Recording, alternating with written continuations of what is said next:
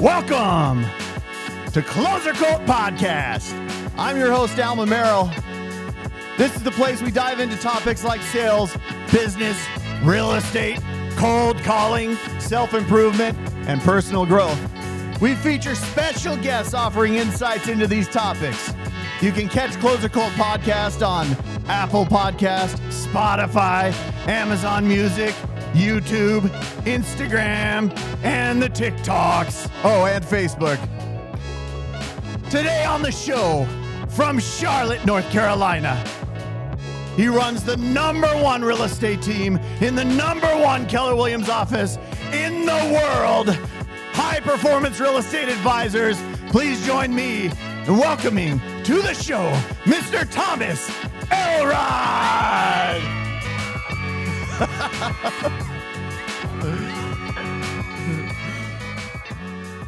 What is up, man? That's probably the most solid opening I've ever gotten for as a podcast guest. That was impressive. I knew you had pipes, but I didn't know you had pipes like that. Yeah, those are my old radio pipes, man. I like it. I like it a lot. Thank you. I'm a little bit jealous. Well, I used to I almost felt like I was at a Charlotte Hornets basketball game. Yeah. Right. Yeah. There you go. Yeah, dude, I pull it out, man. I whip it out. People are like, what the heck? I'm like, dude, I used to play around on the radio on the morning show with Jimmy Chunga in the morning in Utah and back in the day, and I kind of honed in the microphone voice, you know. But it's fun, man. Yeah. Dude, welcome. Welcome on the show. Thank you. Thanks for having me. Very honored to be here. Dude, I'm honored to have you on. I'll just share with our audience real quick. Thomas Elrod has been huge, instrumental. I'll try to do this without being emotional. So this guy's been completely instrumental in my process. He lives in Charlotte, so I've never had him on the show until I had the ability to do remote interviews and stuff like that. And I didn't do that until I had this studio here in Florida. And so I'm like, oh man, I got to get him on. I got to get Thomas on. And so Thomas, the way we know each other is I did this back in like 2018. I did this thing where I jumped on Facebook and I set 20 appointments in one day. And my friend Justin Udy sent Thomas the link to my thing, and because Thomas you guys do a ton of prospecting calls, right? Our whole business is prospecting based, marketing enhanced, which we will talk about that later in the podcast. Yeah, would love to. And so I did this thing, and Udy goes, hey, you got to check this guy out. Sends the link over to Thomas, and then Thomas jumps on, and you guys watched me do some appointments that day, and I set 20 appointments in about 11 hours of calling or something like that. 10, 11 hours. Yeah, I'll never forget how intentional you were. I was so impressed because I remember that your beautiful bride bought you Chick-fil-A nuggets so that you could literally stuff the chicken nuggets in your mouth and eat lunch while you were setting 20 for sale by owners. That's and right. I said, man, if salespeople could harness focusing on things like that at the highest level and the efficiencies around that, and protecting yourself from distractions, then they would have a lot more money in their bank account today than most of us do, right? You're not kidding, man. The other day I did, that day when I set 20 appointments, I had to have that concentration. And I don't think I've ever had more concentration in a day on prospecting. I had people dropping off gifts at my door. Yeah, my wife was bringing me food and snacks and drinks. I had people from my team and some of the people in the brokerage leaving drinks at my doorstep, They knew I was in there making it happen, and it was an interesting day, but I wanted to prove that you can do anything if you really stick to it and put your mind to it. That day I called, I think I called 105 or 107 numbers. I spoke to 35 people. I just checked the stats again. I spoke to 35 people and I set 20 appointments that day. And it was, and you recorded it on Facebook Live.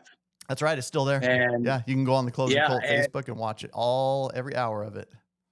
Yeah. And to me, it was, that's putting it out there. You want to talk about accountability at the highest level. That's accountability at the highest level. And then I ended up reaching out to you and I'm like, dude, I got to get you to my office here in Charlotte, North Carolina. And fortunately you had some family here, and you came and brought the family, and Yep. I got to meet everybody. And then last time I saw you, I was out in Salt Lake City, and we hung out together, and Did some dinner and you're yeah, did an did some event dinner, together. and you're the real deal. You are the real deal. There's not many of you and of us, and that you are definitely somebody I respect and admire in the industry. And I'm very proud and honored to be your friend, and just to see your growth in the last 7 years since 2018 has been just amazing to watch, and have a back seat to it.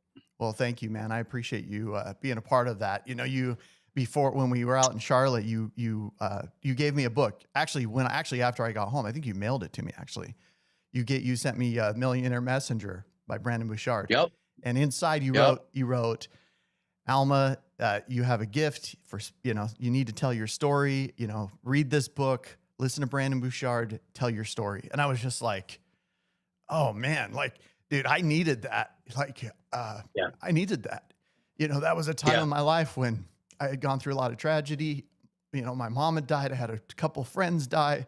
Like, I had gotten in a plane crash all within like 90 days, 60, 90 days. And I just kept getting beat, man. I just kept getting my ass handed to me. And there were moments when I just wanted to stop, man. I just wanted to quit. And sometimes it takes, someone you don't know, someone who doesn't know you to go, hey, man, you got something interesting in you and you need to exploit it and you need to tell everybody. And that's what it was for me. So thank you, brother. Yeah. Yeah. My pleasure. My pleasure. Sometimes that's all it takes, right? We have a lot of friends and family members around us, but I've learned, even on my real estate team, I'm never a prophet in my own land. Right. Meaning when I say something, they don't take it the same way as they do, Jeff Glover, Right, Glover yes. you. And they're like, oh, Jeff said this, or Gary Keller said that. And I'm like, well, I've been saying that same thing for like 15 years now. But you're never a prophet in your own land. And sometimes it just takes somebody that you're not necessarily that close to, just to reiterate the same things that your friends and family and teammates are telling you that you should do. And I mean, every one of us has a story. If you're watching this podcast, every single person on the planet has a story. And we owe it to others to tell that story. And if it impacts one person out of 8 billion people, 9 billion people on the planet, was it worth it? Of course it was worth it. Yes. And the book, for those that are watching, Millionaire Messenger by Brandon Bouchard. Read it. It's a short read. It'll teach you how to tell your story and get it out there, and not keep it for yourself and stay selfish, but help others through story. Yes. And that is the best way to sell anything. I mean, if you go back to the Bible, Yes. and you read scripture, Jesus told a lot of parables. He told a lot of stories, right? Yep. And people have to see themselves in that story. And that's why movies do so well. And that's why, why the Bible did so well. Yep. Yeah. Yep. Yeah. I was listening to Tony Robbins one day, and he talked about that. And, somebody was asking him, throughout time, all the historical figures that have existed, who would you want to talk to first? Like and his first person was, he's like, well, and he doesn't proclaim any, specific religion or, theological belief, but he goes, I think Jesus Christ, actually, I would like to, I have some questions for him. I would love to talk to him and have some questions for him. And I think the reason for it is because these are principles. These are principles that, whether you're religious or not, these are principle-based things that are spoken about in the good book. And these are principle-based things that Christ taught, that Jesus taught. He taught these principles of being kind and considerate of other people, of serving people, and being good, and just being good overall. Who you are when no one else is around is who you really are. Who your thoughts are, what your actions are, what you would do if you couldn't get caught. That's who you really are. And if you can look at yourself and say, man, I love that person. I would trust my family, my wife, my daughters, my kids, my sons being raised by that person, I think you're doing a good job. And Yeah. so it's a good measuring stick. It's not to be perfect. Nobody will ever be perfect, but it's a good measuring stick to understand, which direction to go through those principles. It's not I mean, that's the thing. Like there was no religion back when Jesus was on the earth, right? Religion didn't exist. Religion is a Right. byproduct of principles that were instituted at that day. And so, yeah. Well, and the crazy thing is that he only lived 33 years, Right. Yes. and Right. he's the number one bookseller in the world. In He the sold more world. books than anybody Yeah. ever. Right. That's Yes. probably another reason. That's probably another reason Tony Robbins wants to talk to him. Is like, how'd you sell so many books? Yeah. Right? How did you get this? How did you get this book deal? Yeah. 2,000 years later, we're still talking about him, and he there was only a small window of time that he really told the story, and it was in his mid to late 20s until he was crucified, and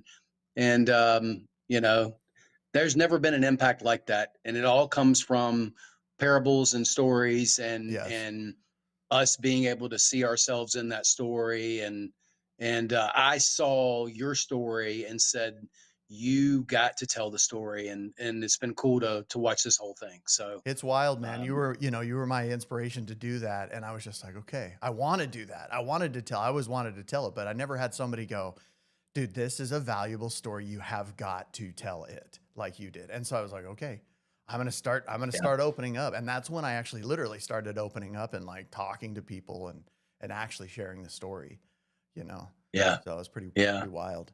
So let's talk about Thomas Elrod, man. I hope I got the current stats right. That's how they were when I met you.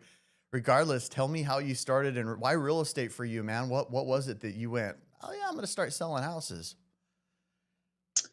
Well, I started in the automotive industry. So Okay. I was in the car business at a very young age. I used to pick up cigarette butts and pick up trash at the car lot, and I'd wash cars on Saturdays. I was 13 years old, detailing cars and driving cars around. Probably shouldn't have been driving back then, and taking them to the gas station to get them filled up before we turned it over to a customer who had come to the lot to buy it. And I just got in the business and started work. I worked in the service department, worked in the parts department, worked as new car sales, used car sales, did finance and insurance. Wow. Worked my way up to becoming a car dealer. I'd actually gone to NADA school. Did you stay at National Automobile? Sorry, you cut out just a little bit. Can you hear me? What's that? Oh, I can still hear your audio. You just froze for a second. Okay, you're good. Did you start out and stay at the same dealership? I did not. I went to a different dealership. Hold on, you cut out just a sec. So say that one more time. You went to a different dealership? Yeah, let me turn my Wi-Fi off. Oh, that's a good idea. Yeah, I know when Wi-Fi and cellular gets in the way sometimes. 2008 happened and the market crashed, and I pivoted towards real estate. Did I lose you? Yeah, no, you're still there. You're just a little patchy. Maybe turn on your Wi-Fi and turn off your cellular, and see if that clears it up. Alma? Yeah, I can hear you. Can you hear me? Can you hear me? I can hear you. You there? You there? Yeah, I can hear you. Can you hear me?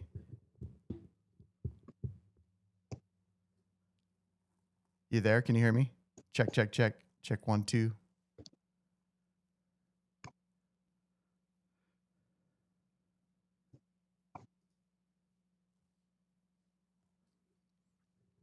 Let's take you out and bring you back in here. There you go. Did I lose you? Yep, I can hear you now. Yeah, sometimes you just need to do a reconnect on these things, so no biggie. Okay. So yeah, I did the car business, and then 2008 happened, and General Motors became Government Motors in bankruptcy. Right. Yep. And we got shut down in the process, and I lost $250,000. Almost went bankrupt. Like literally had the sheriff's department ring my doorbell and put a foreclosure notice because I'd spent about 19 years in the car business, and Wow. I bought real estate along the way. I started buying real estate in 2002, and I was in my early 20s, and I kept buying real estate and rental properties. And while I was in the car business, I figured since I owned all this real estate, why not just go get my real estate license and have it? And I was kind of like scorned by the car business, and I felt like I didn't want to go start all over again. And so I took a break. I took a year off in 2009, really did nothing other than have a good time, enjoy life, travel the world a little bit. Nice. I drew unemployment. And I remember it was 99 weeks. It was like $200 a week unemployment. And I decided one day, it was like, you know what, let me just go get my real estate license, and real estate school's up the street. So I went and got my license, and I hung my license at the closest office, which happened to be Keller Williams Realty here in Charlotte, and started selling a few houses, and I sold 4 houses in my first year. I crushed it. You crushed it. In 2010, I sold 4 houses. Wow. But I knew I didn't want to go back to the car business. I knew I didn't want to go back to working 6 days a week, Monday through Saturday, from 7 o'clock in the morning till 10 o'clock at night. Right. I didn't want to do that. I was working 80, 90 hours a week. I'd done that for 11 years straight. Do you remember what you made on those first 4 houses? What's that? Do you remember how much you made on those first 4 houses? I still own every one of them to this day. Really? Wow. So I let the second, I quit paying the seconds, but I kept paying the first. And I knew that the second lien holder wouldn't pay the first off because there was no equity. Right. And so I did strategic defaults on the properties on the seconds. And then I later on, as the market came back and the value came back up, and the seconds were starting to find that they could foreclose on me or pre-foreclose, then I settled out of court and mediation and wrote them a check and got out of my mess. But there was a lot that happened from 2010 to getting in the business to when they started foreclosing in 2011 and 2012. Right. I remember that. I remember people So I doing sold 4 those, houses in 2010. strategic exits, man. They were, that was a good way to maintain or try to hang on to your assets, you know? For sure. It was a strategic default. And I realized I needed to pay the county their property taxes, or they would foreclose, and the HOA would foreclose, and the first would foreclose, but the second wouldn't foreclose. And so I didn't pay seconds on any of my rental properties, and I ended up settling out of court and wrote them a check later on in 2015, 2016. But I had to get out of a big mess. And so, you know, it's funny when you buy real estate in the beginning, you think you're a genius. And it was like from 2002 to 2007, I thought I was a genius. Right. I'm 20 something years old. I got $1 million worth of debt. Right. I got 5 properties that I'm renting out. And then all of a sudden 2008 happens, and I went from being a genius to the biggest idiot in the world. And that lasted for about 4 or 5 years until the market started to come back in 2012, 2013. And like I said, I own every one to this day, and now I look like a genius again. Right? Yeah. So it's like genius, idiot, back to a genius. But the key is to hold on to the properties. And, you know, I tell people all the time, they're like, is now a good time to buy? And I'm like, well, if you're going to keep it for a year and sell it, probably not. But if you're going to keep it for 20 years, then probably so. Yeah, and if you could go back to 2008, before September, if you could go back to August of 2008, the month before the economy crashed, and you could buy every single property and you owned them to this day in 2025, would you do it? Right. Yes, absolutely. Of course you would. Yes. Of course you would. Right.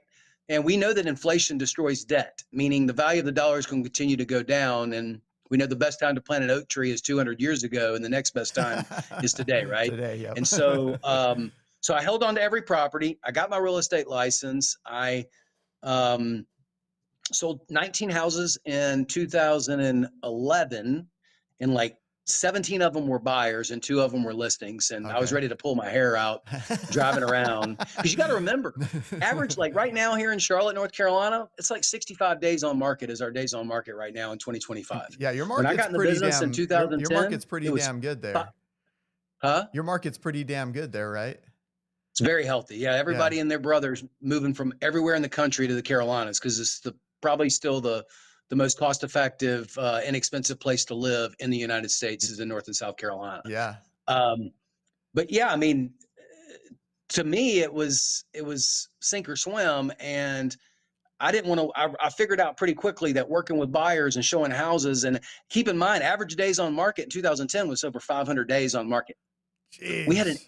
We had an 18-month supply of homes in 2010 here in Charlotte. Wow.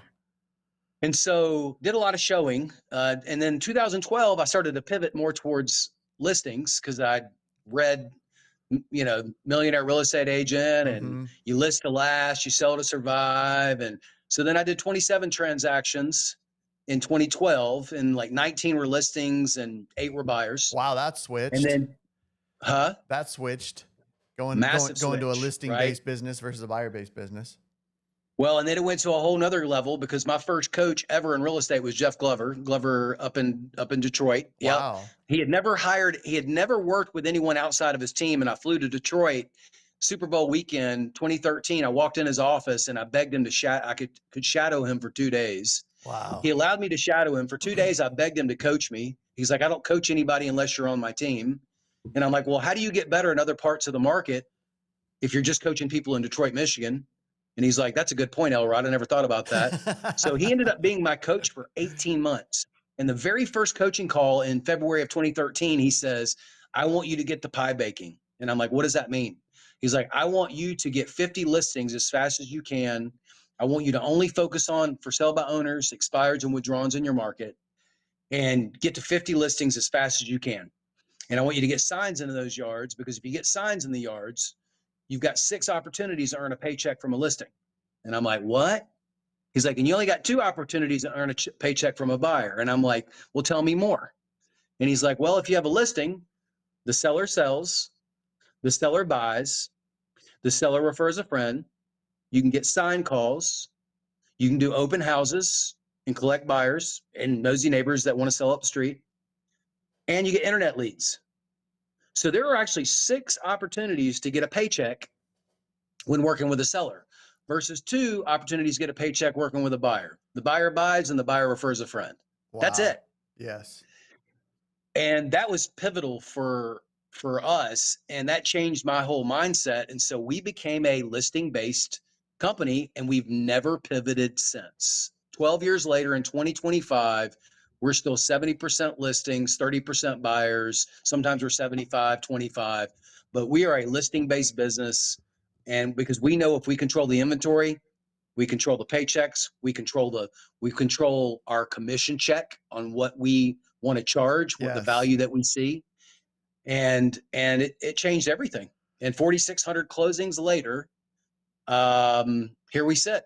And you drive a lot less miles. You have a lot more freedom. I mean, I remember carrying, I haven't had an inventory this big for a while, but I remember carrying a 30 listing inventory as an individual agent, having 18 homes under contract, and I remember being like, man, I have all this business. I have all these people, and I still have all this freedom because of the way I structured it and the way I structured my time. And I made everything very clear. When I had clients, they knew I didn't work Saturday. They knew I didn't work Sunday.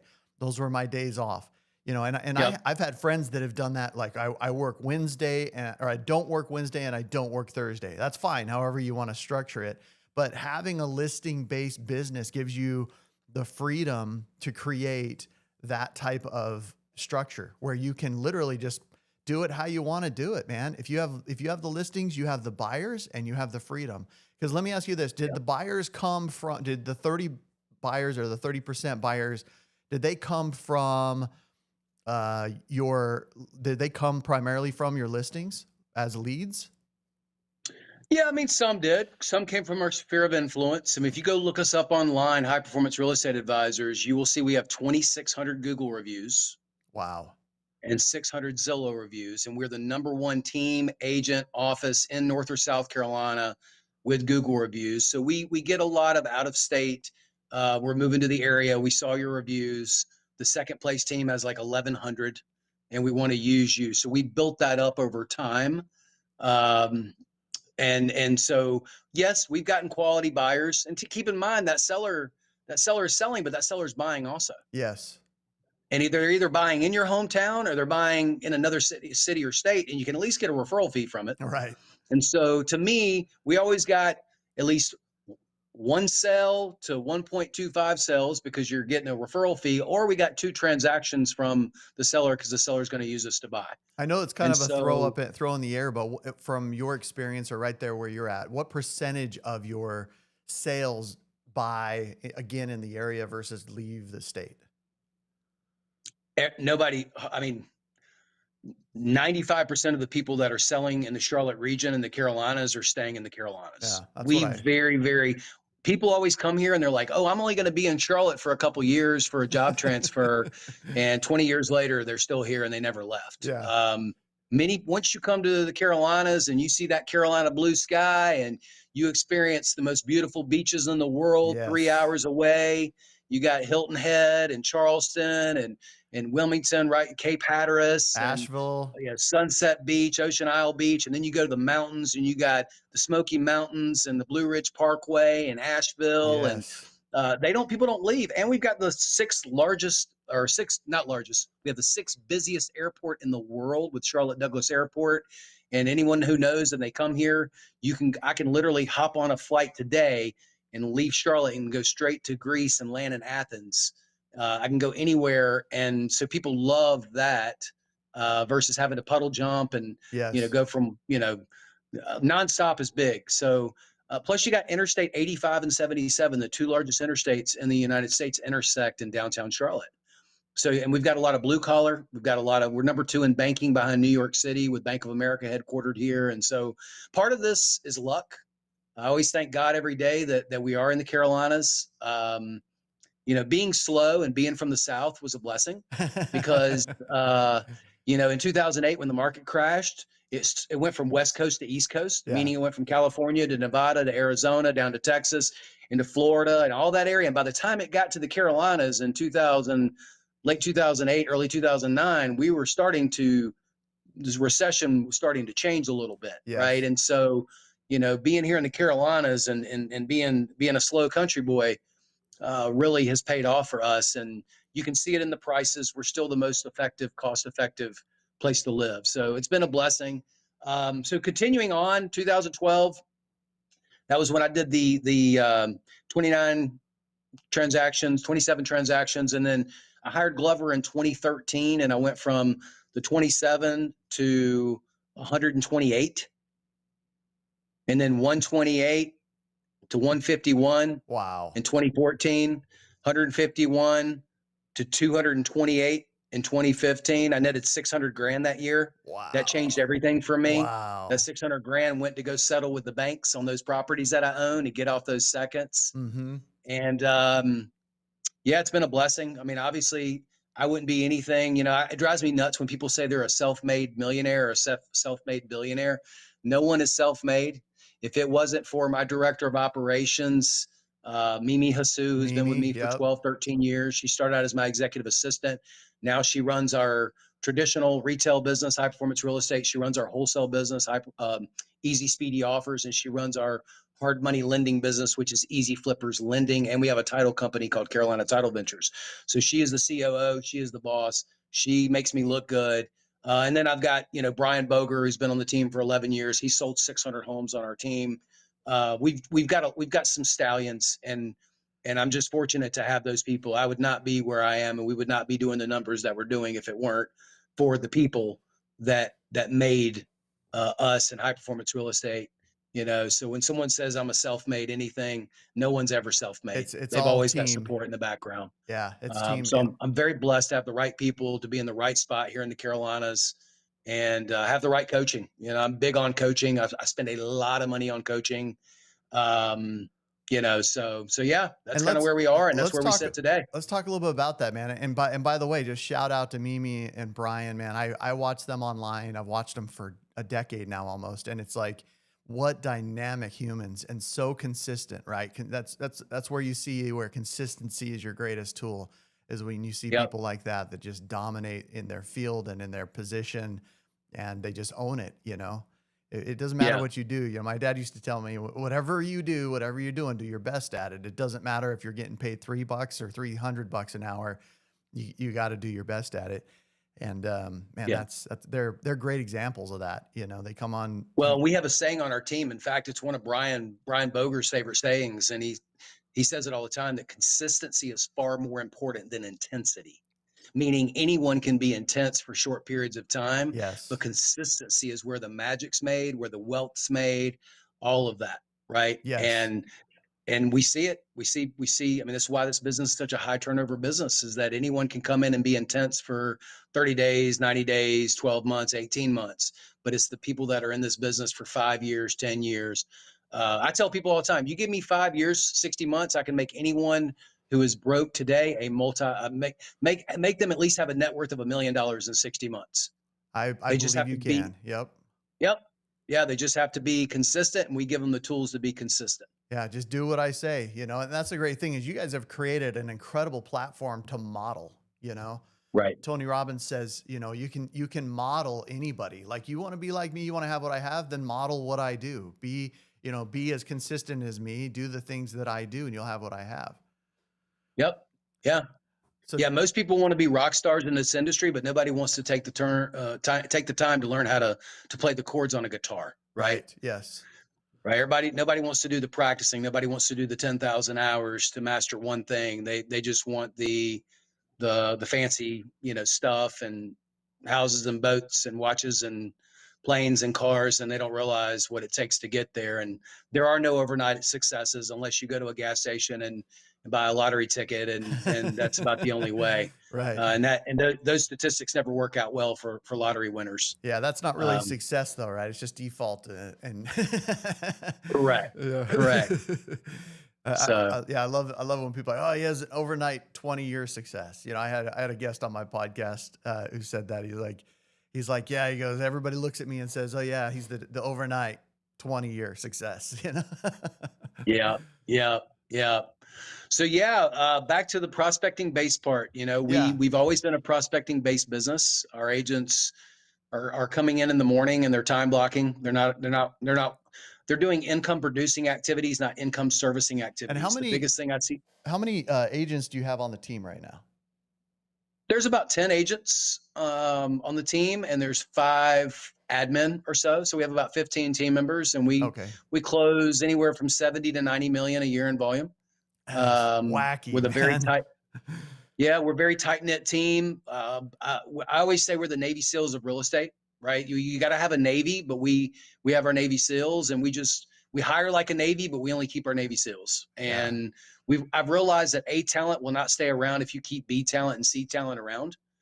And so we're all about hiring slowly and parting company quickly. I like to say reintroducing these agents back to the marketplace. We just have to them back to the marketplace. Yeah, I don't like the word fire. Such a negative connotation. Same thing with cold calling. I heard you mention cold calling earlier. We don't call it cold calling. We call it warm calling. Oh yeah, I like that. Because I've never met a stranger. Have you? No, I haven't. You're right, man. I like that. I think it's candidly, I don't like that term cold calling, because you're right, man. There's really nothing cold about calling people. Like I don't feel cold. I don't feel like harsh. I don't feel desperate. Like when I'm having these conversations, it's like I have an opportunity to talk to some really amazing people. And if you watch those calls that I record, man, the conversations, the connection it's really warm. I like that term, man. I'm going to start using that. Yeah. Two words in this business that drive me are two, probably, I guess, 2 forms of terminology. I guess 3 words. 3 words. Cold calling would be 2, and then prospecting. We call it warm calling or new business development. Oh man. Every day is new business development. Every day you start at 0. Every morning, Monday through Friday, we have a tell me something good call, an accountability call. And every morning we're focused on new business for at least, some agents do 2 hours of new business and 1 hour of follow-up. And some agents do 3 to 4 hours of new business and 1 hour of follow-up, depending on where they are in their business and what their goals are and how much money they want to make, right? This is a contact sport. Real estate is a contact sport. It drives me nuts when I see agents come in this business and no one knows they're a real estate agent. Yes. They don't wear their name badge, right? They don't wear this. The cheapest form of advertising is your body. It never gets cheaper than that. You're right? right. Billboards are in Charlotte, billboards are $3,000 to $10,000 a month, depending on what street they're on. Your body's a billboard. Wear something real estate related. Wear a shirt that says I sell real estate. I don't know. Wear a shirt that says I prevent homelessness. That's what I tell people when they're like, "What do you do for a living?" I said, I prevent homelessness. I love that, dude. And they're like, "Really? Tell me more about that." I don't say I'm a real estate agent. Would you like to buy a house? Same thing. And how I learned this, Alma, was when I was in my 20s and I was in the car business. I would tell girls when I'd be at these like 5 o'clock mixers in the afternoon after work uptown at the Bank of America Plaza, they'd have a band playing, you got the adult beverages are flowing, and I'd start talking to a girl and she's like, "What do you do?" And I'm like, "Well, I sell cars." And like 30 seconds later, she disappeared and I never see her again. So I started telling girls that when they'd ask me what I did for a living, I'd say I sell precious metals. That is awesome, dude. And they would be like, "Oh, really? What kind of precious metals?" I say, "Oh, let's not talk about me. Tell me more about you." Yeah, right. Yeah. Right. And I'd get away from that as fast as I could. So I learned when I came into real estate not to say, "Well, I'm a real estate agent and I sell houses." I learned quickly. I learned my lines of, "Yeah, we prevent homelessness. That's what we do." And it changed everything. It changed the conversations. Yeah. The mindset of warm calling, the mindset of new business development, the mindset of starting every day at zero, Yes. meaning you have no signs in the yard, no listings, you have nothing in escrow, nothing under contract, you have nobody in your data bank. We don't call it a database on our team. We call it a data bank. And you should be feeding that daily with valid name, numbers, and emails of people who are looking to buy, sell, or invest in real estate. And you should have a number every day, whether it's 5 a day, 200 working days a year. I'm going to put 1,000 people, whatever it is, you should have a number of nurtures to put in that data bank every single day. Yes. But every morning you should be fishing. And I always say, make a mess in the morning and clean it up in the afternoon. Right. Yes. And that's the way. I mean, Brian consistently for many, many years closed hundreds of homes a year. Like I think he got up to like 121 in 1 year on the team. Wow. That's wild, man. And now he closes 50, 60 a year. He closes half that. Luckily, the price point doubled in Charlotte from like average price point of 200 to 400. So he can sell half the houses and make the same amount of money. Right. But he still comes in every day, even though he's got 600 past clients and closings. And he still first thing in the morning calls the expireds and the withdrawns and calls them first right at 8 a.m. because he knows that they're going to get multiple calls at 9, 10, 11 o'clock when agents finally get into the office. And by that point, that expired and withdrawn listing's already ticked off. They've already gotten too many phone calls. Right. So he just comes in religiously, calls it. And let's be honest. It's June 2025 and the market is shifting fast. And we're seeing it here in Charlotte. A year ago, 33 days on market. Now we're up to over like 65 days on market. And I think it's going to skyrocket as rates stay at 7% around that area.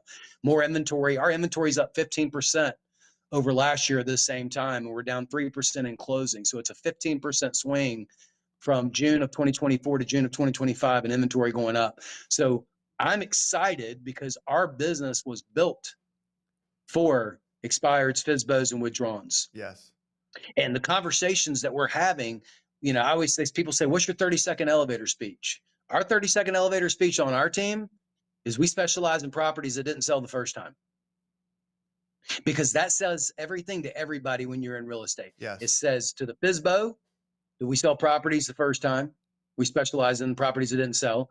It tells the expired and withdrawn that we specialize in properties that didn't sell. It tells the seller that's thinking about using an agent to sell that they don't want to have to go do it a second time. Right. So we should probably use High Performance and Thomas and his team. And what are some of your methods for processing these properties through the marketplace? I mean, as far as price adjustments, marketing, those types of things. Marketing, anybody can market a home, right? The methods of marketing are pretty easily accessible to almost everyone.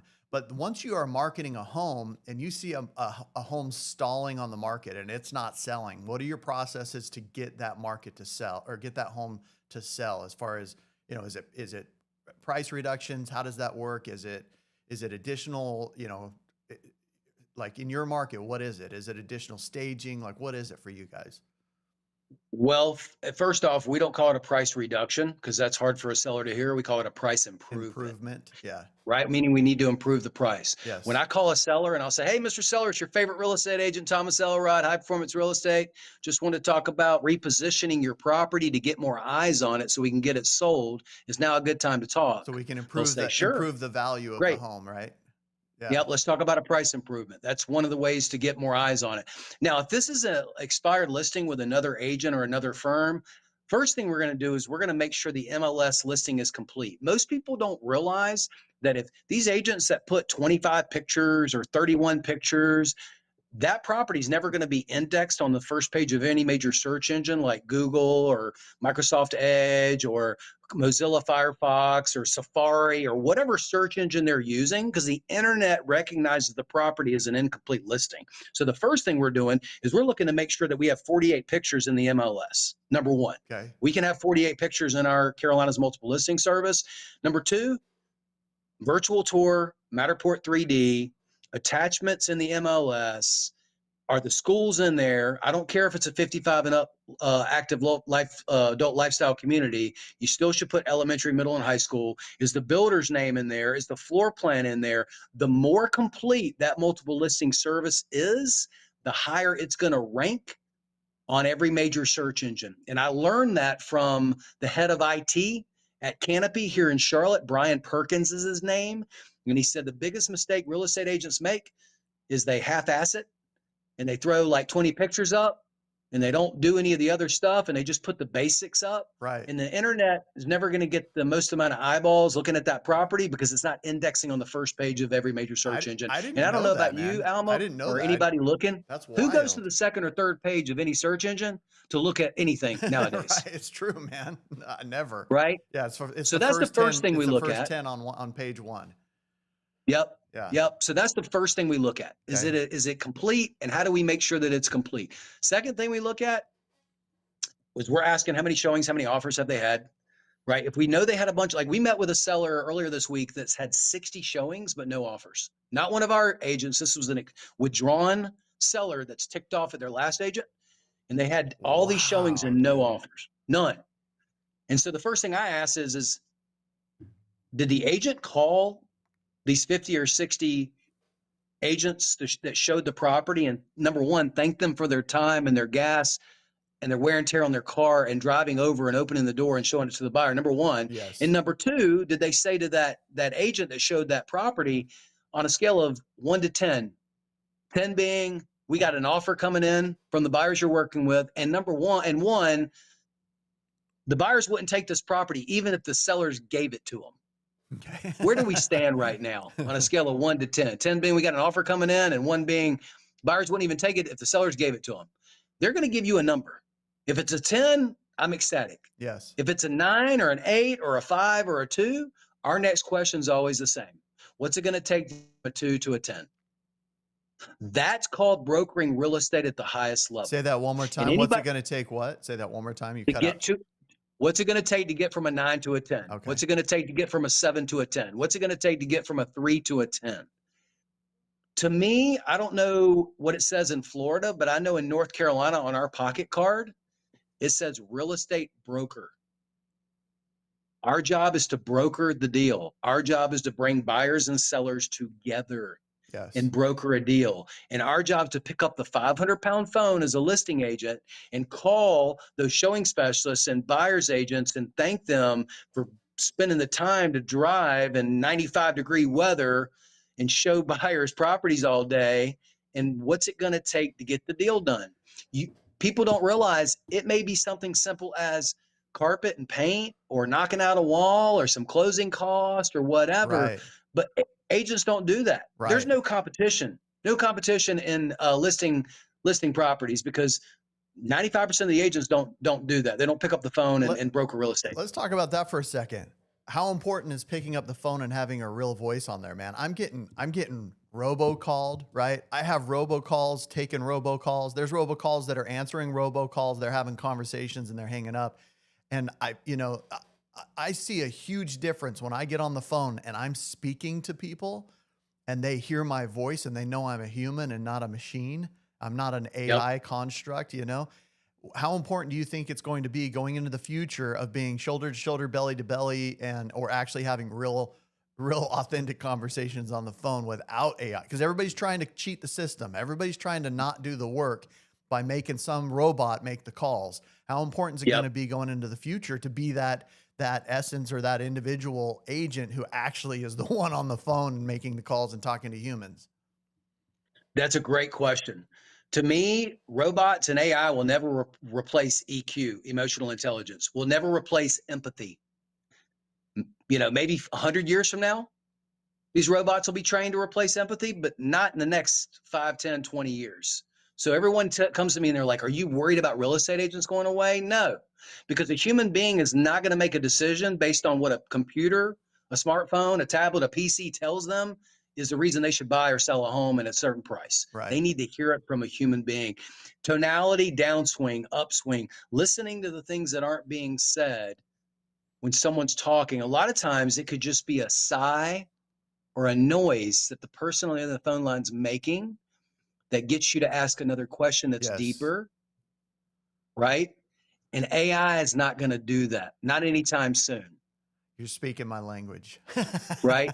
And too many people in life do what I call water skiing in conversation, and they don't scuba dive, meaning we scuba dive on 3 things: motivation, decision makers, and time frame. We spend a lot of time there in conversation. My Navy SEALs are trained to just go 4 or 5 questions deep on motivation, 4 or 5 questions deep on time frame, 4 or 5 questions deep on decision makers. And I'm not talking about just the husband or the wife or the partner. I'm talking about the kids involved. I'm talking about the pets involved. You'd be surprised how people care so much about their pet. Yes.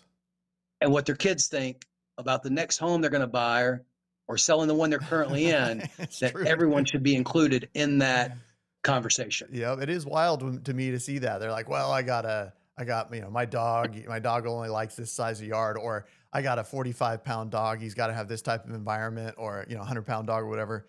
And then it's like, well, my daughter, she won't move outside this area because she's in high school and she wants to finish. So we're not moving outside this area. I'm like, wow, it just, however important that is to whoever you're talking to, that's all some critical information. You got to know that stuff, right? For sure.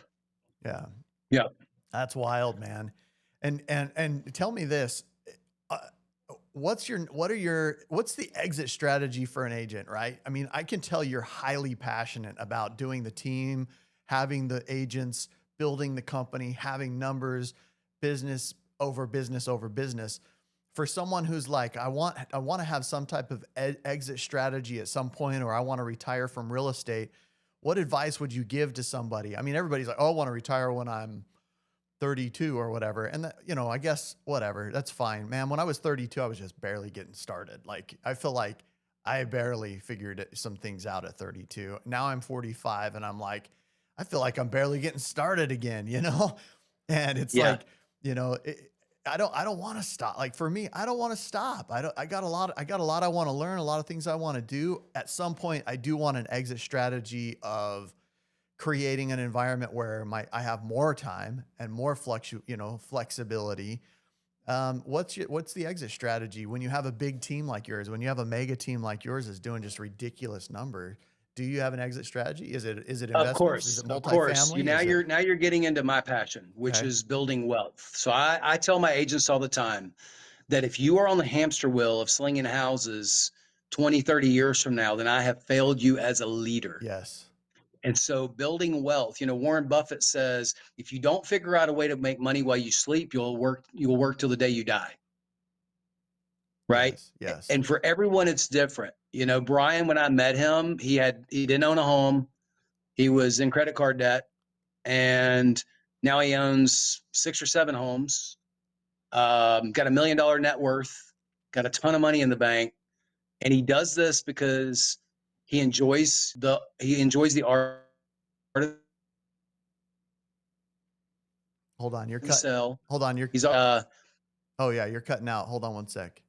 Let me see if you can get you back here real quick. Sorry, you totally like froze up. Can you hear me? You there? Yeah, I can hear you. Can you hear me? Yeah. Yeah. Okay, you were. So Brian, he's him and his family live in a $750,000 house. And I said to him a few weeks ago on a coaching session, I said, "Is this your ceiling? How do you make your floor your ceiling?" Right. Right. And he's like, I said, "This is where you're going to die, Brian? You're 42, 43 years old. Like, this is your final house?" And he's like, "Well, no, I'd love to get a different house." I was like, "Well, what would you want?" And he's like, "Well, I'd love to have a gym, and I'd love to have a pool." And I said, "Well, are you going to wait till your kids are full grown to do that?" He's like, "I'd like to have a, 4 or 5 car garage, and I'd like to have just different things." And I'm like, "Well, what price point do you think that's going to be?" And he's like, "Well, probably $1.5 million, maybe 2 million. Set yourself up on a search, you and your wife, and start looking." And to me, once the mind expands, it never contracts, right? Create the Yes. problem to force you to solve the problem. You show Yes. up differently when you've got $1.5 million mortgage payment versus $750,000 mortgage payment, Yes. right? And so building wealth is the exit strategy for all of our team members. Mimi, she owns real estate. She's got real estate working for her while she does this business. To me, it may not always be real estate. I talked to a guy yesterday about some properties that I own and 1031 in those into natural gas and oil, Wow. and not dealing with the 3 T's: tenants, toilets, and trash. Right. Yes. Right. Right. Buying real estate, cost segregating it out, getting the accelerated depreciation, not paying taxes. How do you zero base your taxes? Right. Taking Roth IRAs and converting them into self-directed IRAs and making money that way tax free. Using whole life policies to buy against yourself and lending money out of the whole life policies. There's all kinds of ways to build wealth. I feel like real estate brokering, whether you're wholesaling or retailing, I feel like it's the vehicle that spits off the cash. And once you get the cash, then you need to deploy that cash into assets that are going to produce income for you long after you're retired. Yes. I agree. And that's some good. There's a lot there. I mean, there's a lot there. Can you still hear me okay? Yep. Okay. Yeah, you were just cutting out for a second. There's a lot there. I mean, there's a lot of options there. And what do you think about, tell me what you think about multifamily investments. I think multifamily is on its way back. I think we still have a shortage of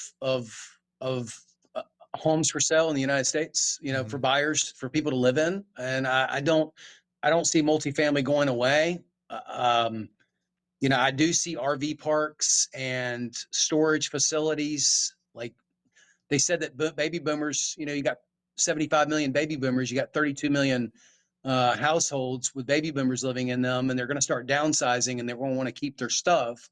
Yeah. And they're going to go from that 5,000 square foot home down to that 2,000 square foot ranch. Yes. And they're going to need to put their stuff somewhere.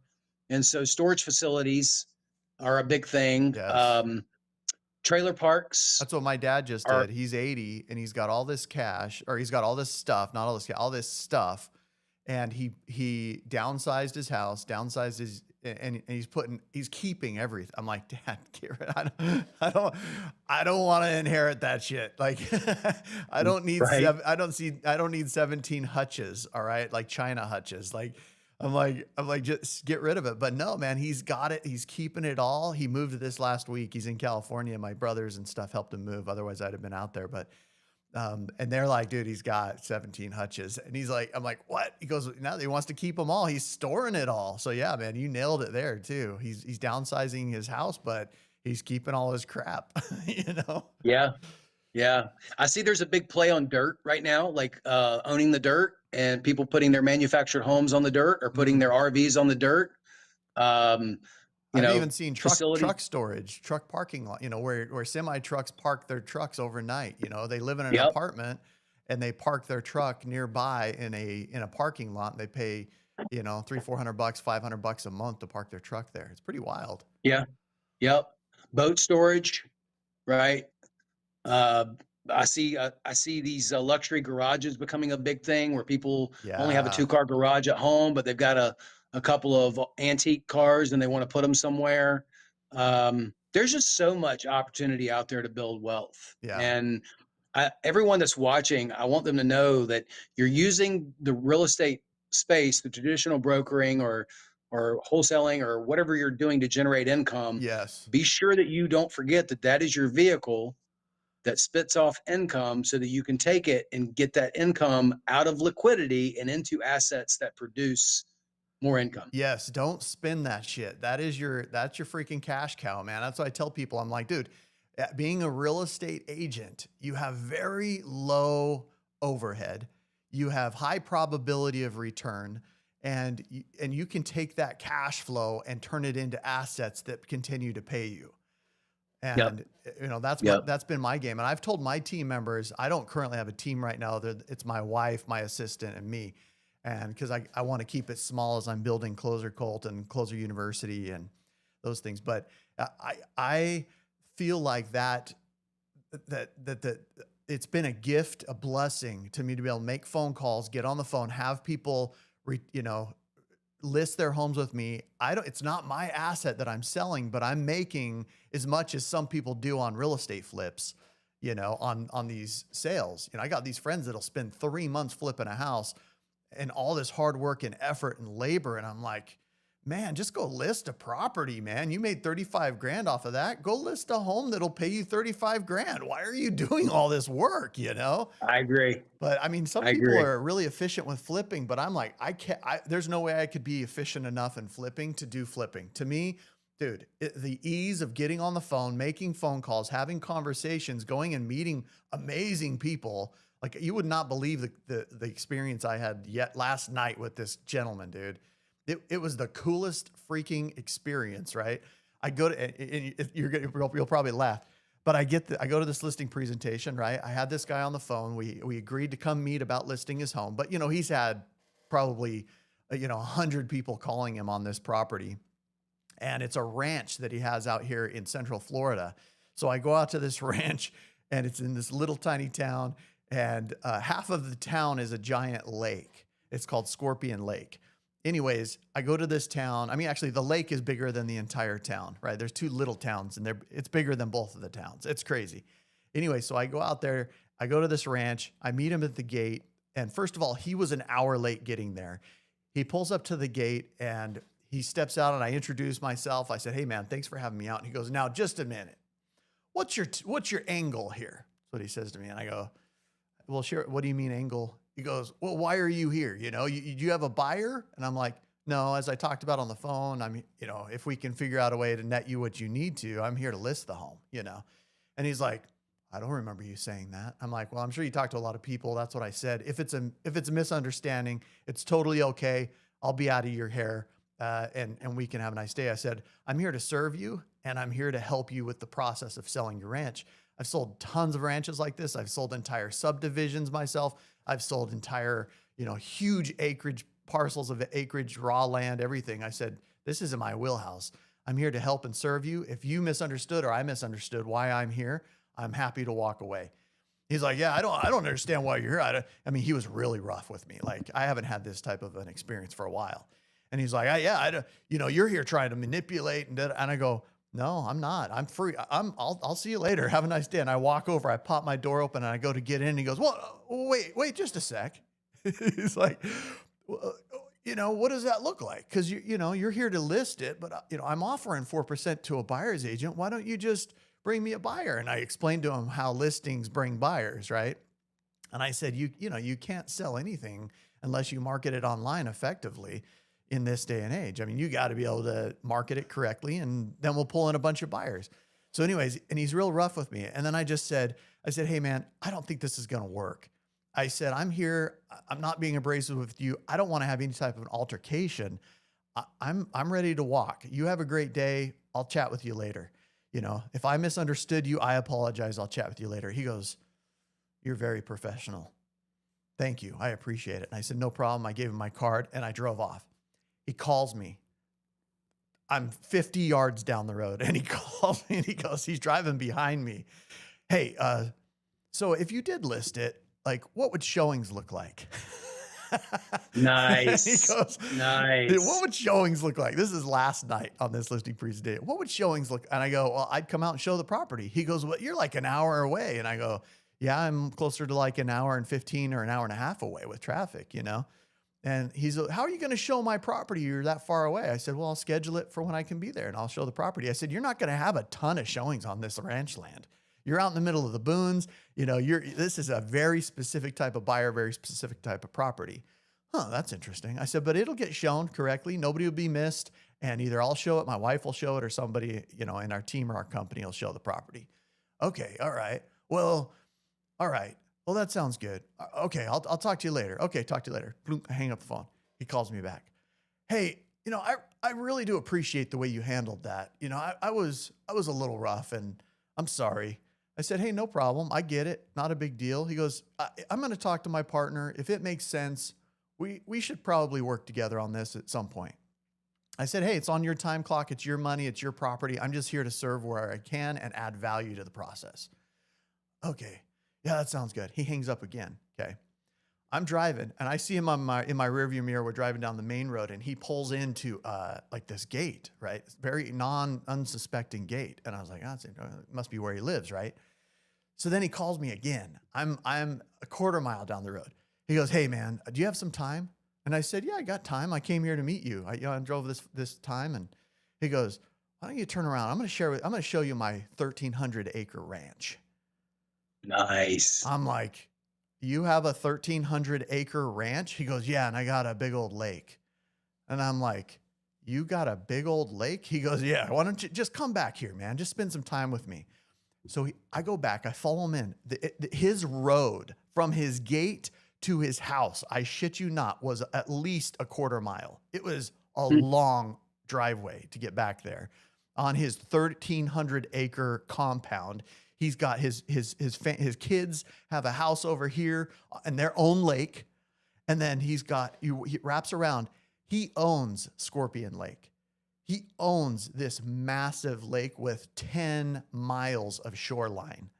And I'm just like, you own this place? And it used to be this giant rock quarry. And so in the 60s, they built Scorpion Lake out of this rock quarry. He bought this in 2000 and built his home. He's got this big, beautiful, probably 4,000 or 5,000 square foot home, big old freaking airplane hangar. He's building a runway. He's got some of the biggest bass in the state of Florida in his lake, like recorded. And he has a reserve there where people come and pay him to fish his lake. Yeah. And so he takes me around and shows me his big dock. It's a double layer dock with this big old entertaining area on top and boats on the bottom and jet skis and paddle boats and all.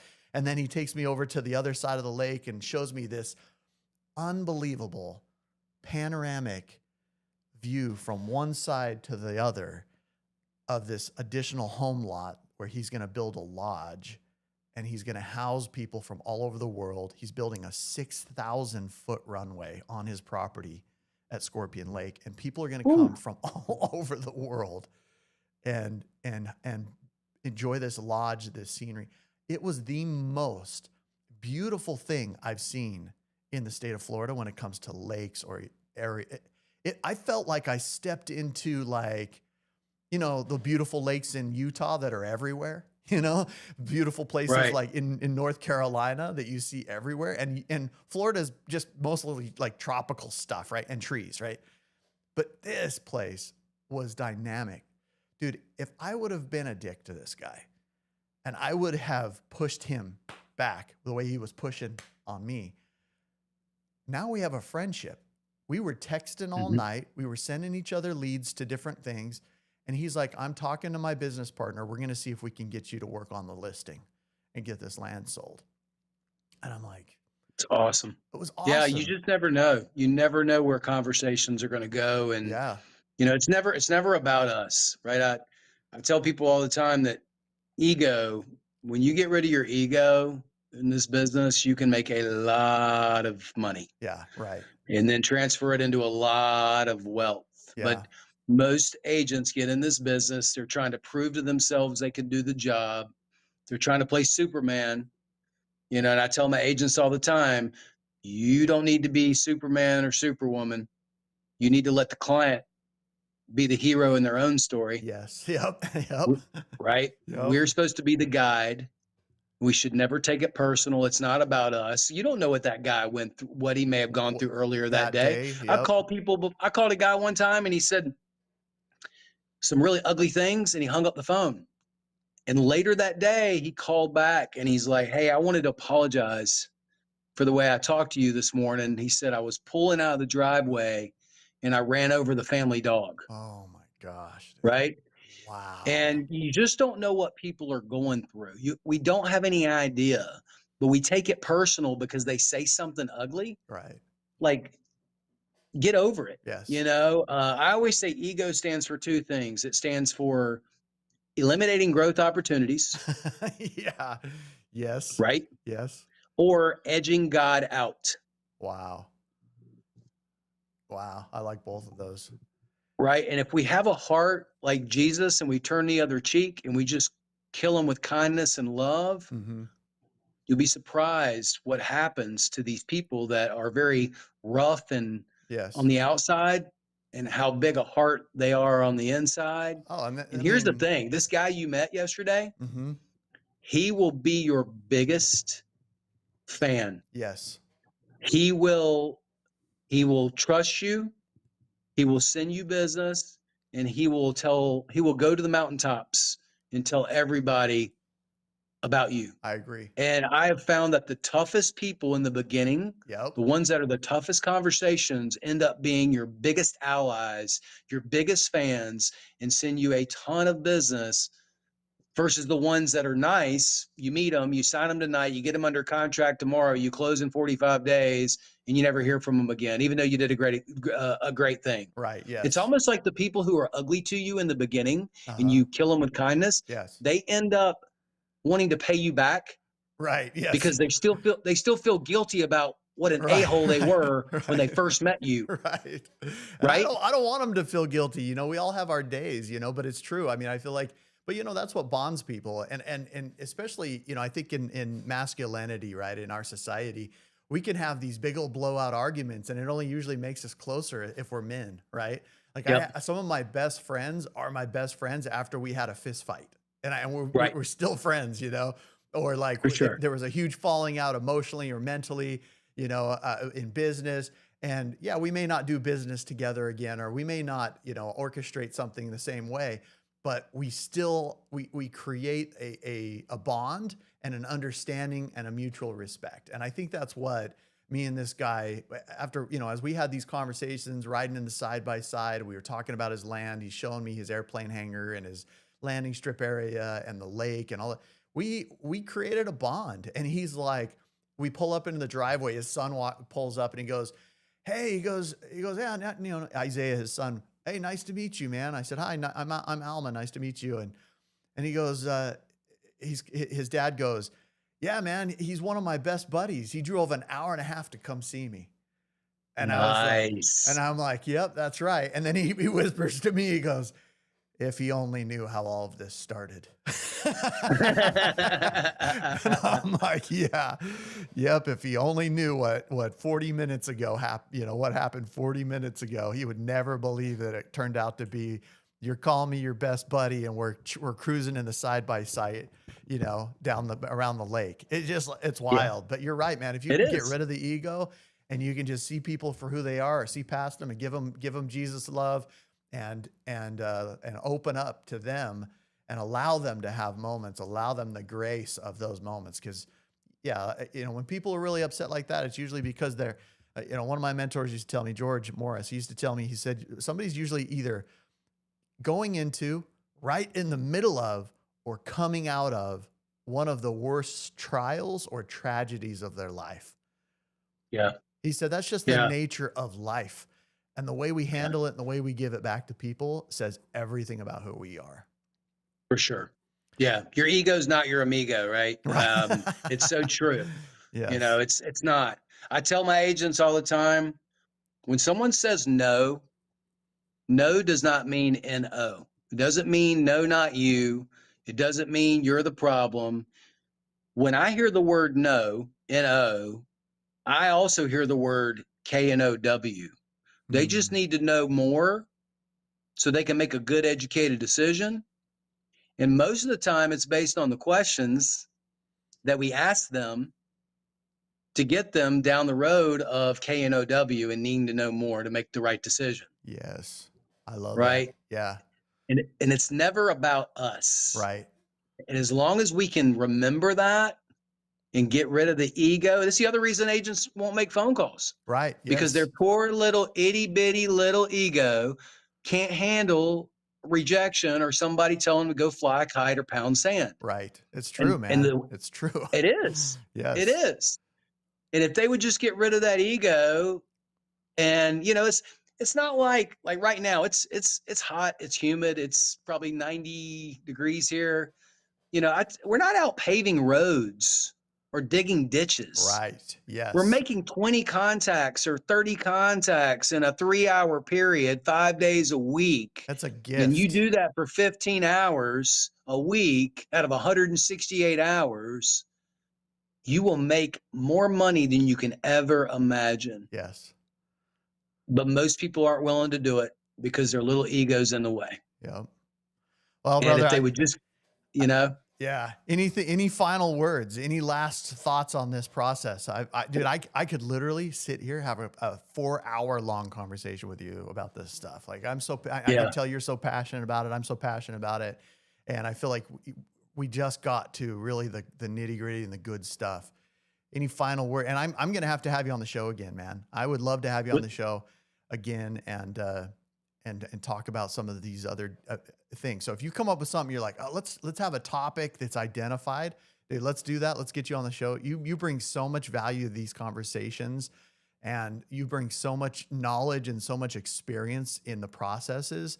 I would love to chat a little bit more about some of those processes. I mean, I know you have some stuff that's probably that you may or may not want to share, but if you no, do, I'll share, Alma. I'll share anything.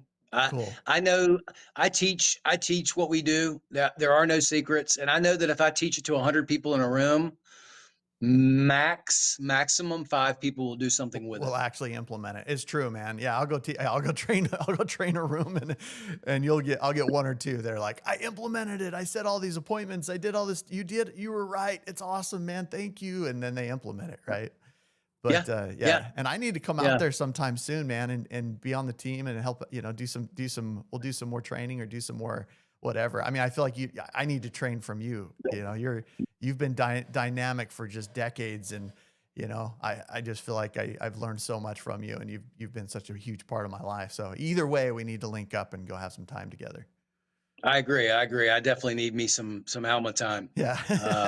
And You're more than welcome to come anytime. I know the team could learn a lot from you as well, and the people that are watching, they definitely should be coaching with you, learning from you, watching your stuff, and yeah, I'd love to do it again. I've got a lot of topics I could talk on, from building wealth to tax strategies to how to get to 20 hours a week, 800 hours a year in a business that 70 to 90 million in closings, and how to get to that point. And I learned a long time ago, if you do it all, you'll keep it small, and many hands make light work. And, building a team is tough in the beginning, but if you stay focused on helping others build wealth, see an exit strategy, not stay on the hamster wheel of slinging houses until they're old and gray, and you love on your people and you lead by example. There's so many things I could talk about. I see agents in this business that built teams but are too good to pick up the phone and do a price improvement with one of their agents, or go on a listing with one of their agents, or sit down and do a buyer consultation with a buyer and investor. I'll take out the trash. I'll clean the bathrooms. I'll do anything I ask our agents. I'm serious. Yeah. I'll do anything I ask our agents to do. And that's the reason that we've had success the last 15 years in the traditional real estate space, is back to what we talked about an hour ago, Yes. which is consistency is far more important than intensity. Listen to that, guys. Consistency is far more important than intensity. Thomas Elrod, brother, high performance real estate advisor. Thank you for being on the show. And thank you for listening, everybody who's listened to Closer Cult Podcast. Join us online, all the Instagram, YouTube, Facebook, TikTok. Love you guys, and we'll see you guys on the next one.